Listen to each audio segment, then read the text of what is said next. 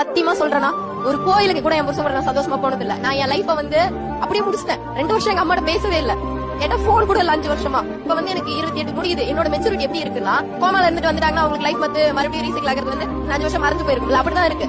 நான் ஹாப்பின்னு ஒண்ணு யோசிச்சேன்னா அது என் ஃபேமிலிட்ட மட்டும் தான் இருந்தது. மேரேஜ் லைஃப் எனக்கு 0 தான். உங்க ஊரு பக்கா கிராமம்னா நாமக்கல்லாம் ரொம்ப அவுட். என்ன பண்ணாலும் தப்பு தான் சொல்லுவாங்க. ஆனா நம்ம எப்படி பாத்தீங்கன்னா நான் கடைசி பொண்ணுங்கிறதுனால அப்பயே வண்டி எடுத்து பெரிய வண்டி எல்லாம் எடுத்து ஓட்டுறது இந்த மாதிரி பண்ணிட்டு இருந்தேன். பட் நான் மேரேஜ் ஆனதுக்கு அப்புறம் என்ன ஆயிடுச்சுன்னா, உனக்கு வண்டி ஓட்ட தெரியாது, உன்னால 4 பேருக்கு முன்னாடி நிக்க முடியாது, உன்னால பேச தெரியாது, எல்லாத்துலயும் டவுனேட்.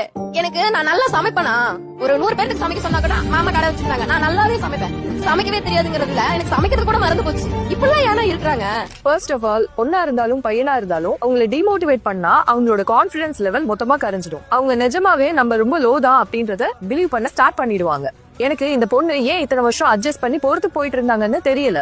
ஏன்னா நம்மளையே ரொம்ப டவுன் பண்ற மாதிரி ஒரு மேரேஜ் லைஃப் அமைஞ்சதுன்னா அதுல கஷ்டப்பட்டு வாழ்ந்துட்டு பின்னாடி அழுது புலம்புறதுல யூஸ் இல்ல. அண்ட் அந்த பொண்ணு இத்தனை வருஷத்துல அவங்க லைஃபையே மாத்தி அமைச்சிருக்கலாம், செல்ஃப் க்ரூம் பண்ணிருக்கலாம், படிச்சிருக்கலாம்.